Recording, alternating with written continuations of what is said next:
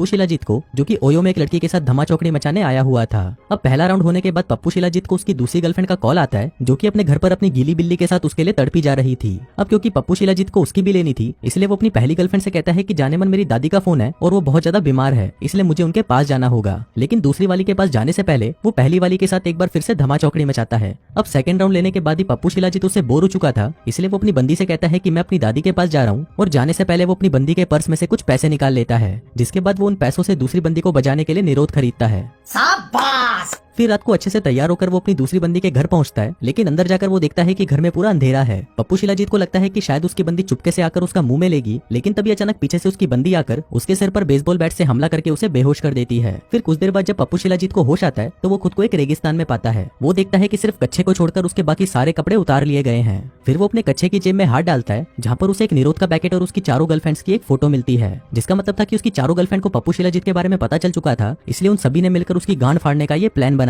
अब ये देखकर पप्पू शिलाजीत गुस्से से पागल हो जाता है, जिसके बाद वो उस रेगिस्तान में इधर उधर घूमकर वहाँ से बाहर निकलने का रास्ता ढूंढने लगता है, लेकिन काफी कोशिशों के बाद भी उसे बाहर का रास्ता नहीं मिलता। अब काफी देर ऐसे ही घूमने से उसे हेलुसिनेशन होने लगता है, जिसकी वजह से वो रेत को ही पानी समझकर पीने लगता है। इसी दौरान उसके पास कुछ लड़कियों का एक ग्रुप आता है, जिसके लीडर का नाम होता है चंडाल चूची। अब वो सभी पप्पू शिलाजीत को जिस तरह घूर रही होती हैं, उसको देखकर उसे लगता है कि शायद वो उससे अपनी पिंकी पिटवाना चाहती हैं। इसलिए पप्पू शिलाजीत चंडाल चूची के पास आता है और उसे कहता है कि ये मुंह से अपना कपड़ा उतार और जल्दी से आकर मेरा मुंह में ले। अब ये देखकर वही पास में खड़ी एक लड़की पप्पू शिलाजीत के सर पर भाला मारकर उसे बेहोश कर देती है, जिसके बाद वो सभी लड़कियां पप्पू शिलाजीत को बांधकर अपने गांव ले जाती हैं। हम देखते हैं कि वो औरतें जिस गांव में रहती थी उस गांव का नाम चूची गांव था, और इस गांव में रहने वाली सभी औरतें ही थीं। यहाँ पर आदमियों को गुलामों की तरह रखा जाता था और औरतें उन पर हुक्म चलाती थी। आदमी यहाँ पर औरतों की सेवा किया करते थे और रात को उन्हें संतुष्ट किया करते थे, लेकिन अगर कोई भी आदमी उन्हें संतुष्ट नहीं कर पाता था तो ये औरतें उन्हें मारकर खा जाती थी। फिर गाँव में ले जाकर पप्पू शिलाजीत को बाकी आदमियों की तरह एक पिंजरे के अंदर कैद कर दिया जाता है। अब ऐसे ही कुछ दिन बीत जाते हैं और फिर एक दिन पप्पू शिलाजीत के पास घोचूलाल नाम का एक आदमी आता है और वो उसे बताता है कि मैं एक साइंटिस्ट था और मैं यहाँ पर अपनी टीम के साथ इन लड़कियों पर रिसर्च करने आया था।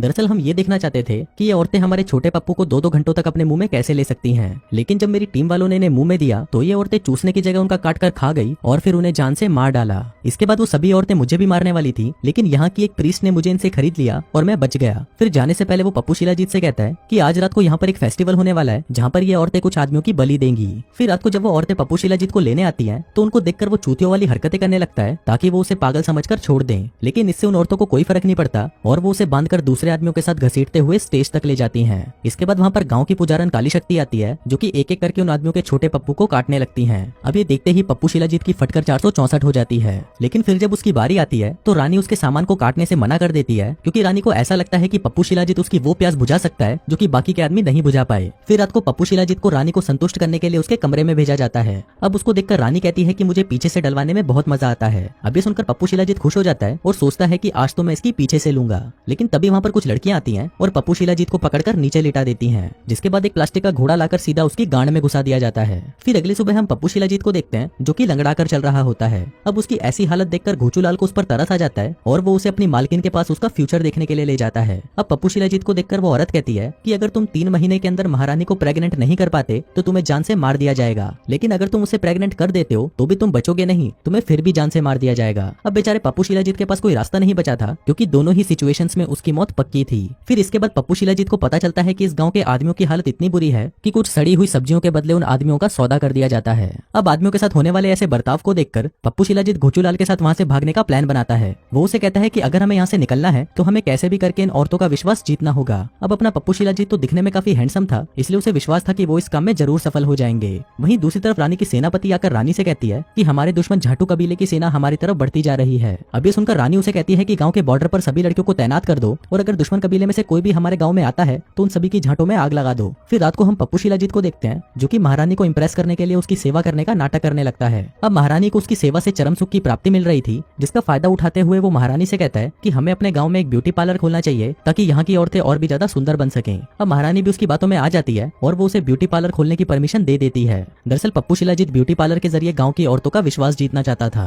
फिर अगले ही दिन पप्पू शिलाजीत और घोचूलाल मिलकर एक पुरानी सी बिल्डिंग को रेनोवेट करते हैं और उसे एक ब्यूटी पार्लर में बदल देते हैं। फिर कुछ देर बाद उनकी दुकान पर गांव की सबसे बदसूरत लड़की आती है, लेकिन इसके बाद भी पप्पू शिलाजीत और घोचूलाल मिलकर उसका ऐसा मेकओवर करते हैं कि वो बदसूरत से एकदम खूबसूरत आइटम बन जाती है। अब उसकी खूबसूरती को देखते ही गांव की बाकी औरतें भी पागल हो जाती हैं और वो सभी पप्पू शिलाजीत के पास आकर उनको भी वैसा ही खूबसूरत बनाने को कहती हैं। अब धीरे धीरे हम देखते हैं कि पप्पू शिलाजीत गांव की लड़कियों के बीच पॉपुलर हो जाता है और जो पैसा वो उन लड़कियों से कमाता है वो सारा पैसा वो महारानी पर उड़ा देता है ताकि वो उसे इम्प्रेस कर सके। फिर एक दिन डिनर के दौरान वो महारानी से कहता है कि मैं आपको बहुत पसंद करता हूँ और मैं आपसे शादी करना चाहता हूँ, लेकिन महारानी उसकी बातों में नहीं आती और उसे कहती है कि मेरे से दूर रहो। वो कहती है कि तुम एक आदमी हो और तुम्हारी यहाँ पर कोई औकात नहीं है। इसी दौरान वहाँ पर एक औरत भागती हुई आती है और महारानी से कहती है कि ये बच्ची कुएं में गिर गई थी, हमने इसे बाहर निकाल तो लिया लेकिन ये होश में नहीं आ रही। अब ये देखकर पप्पू शिलाजीत जल्दी से उस बच्ची को पकड़कर उल्टा लटका देता है जिससे उसका सारा पानी बाहर निकल जाता है और वो होश में आ जाती है। अब ये देखकर गांव की औरतें बहुत खुश होती हैं और उसे इस गांव का हीरो बना दिया जाता है। जिसके बाद अगले दिन हम देखते हैं कि पप्पू शिलाजीत को गांव की औरतों से इज्जत मिलना शुरू हो जाती है और ऐसा पहली बार हो रहा था कि ये औरतें किसी आदमी को इतनी इज्जत दे रही थी।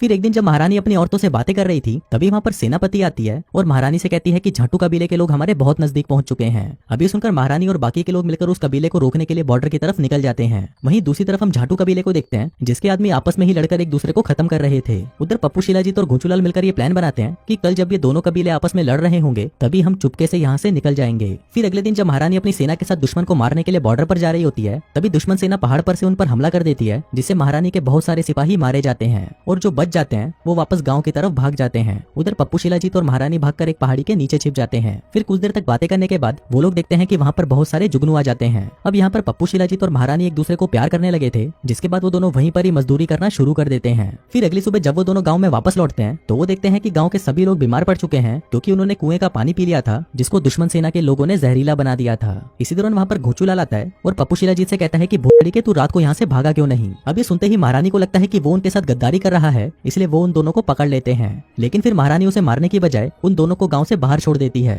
अब वो दोनों वहां से जा ही रहे थे कि तभी पप्पू शिलाजीत को एहसास होता है कि उन कबीले वालों को उनकी जरूरत है, इसलिए वो घोचूलाल से कहता है कि हमें अपने कबीले में वापस जाना होगा। लेकिन घोचूलाल उसे मना कर देता है और उसे कहता है कि तू चूतिया हो गया है। लेकिन अब पप्पू शिलाजीत उस कबीले में जाने का मन बना चुका था इसलिए वो भागकर उस कबीले की तरफ जाने लगता है। वहीं दूसरी तरफ झाटू कबीले की सेना चूची कबीले पर हमला कर देती है और वो लोग उन औरतों को मारकर अपना गुलाम बनाने लगते हैं। वहीं चूची कबीले की औरतें अपना पूरा जोर लगाकर उनसे लड़ने की कोशिश करती हैं लेकिन वो उन आदमियों से जीत नहीं पाती। अब वो सभी औरतें उन आदमियों के आगे हार मानने ही वाली थी कि तभी वहाँ पर सफेद घोड़े पर बैठकर पप्पू शिलाजीत आ जाता है, जिसके बाद वो झाटू कबीले के लीडर को लड़ाई के लिए चैलेंज करता है। अब वो लीडर भी उसका चैलेंज एक्सेप्ट कर लेता है जिसके बाद वो दोनों लड़ाई करने लगते हैं। अब शुरू में तो पप्पू शिलाजीत कुत्ते की तरह मार खाता है लेकिन फिर बाद में पप्पू शिलाजीत अपने पिछवाड़े का पूरा जोर लगाकर झाटू कबीले के लीडर को मार डालता है। फिर कुछ महीनों बाद हम देखते हैं कि चूची कबीले में सब कुछ ठीक हो चुका है और कुछ दिनों में उन लोगों को खबर मिलती है कि महारानी प्रेग्नेंट है और उनके पेट में जो बच्चा है वो पप्पू शिलाजीत का है। और जैसा कि उस पुजारन ने बताया था कि अगर उसने महारानी को प्रेग्नेंट कर दिया तब भी उसे जान से मार दिया जाएगा। इसके बाद हम देखते हैं कि पप्पू शिलाजीत को स्टेज पर लाया जाता है ताकि वो लोग वहाँ पर उसकी बलि दे सकें और इसी के साथ ही ये कहानी यहीं खत्म हो जाती है।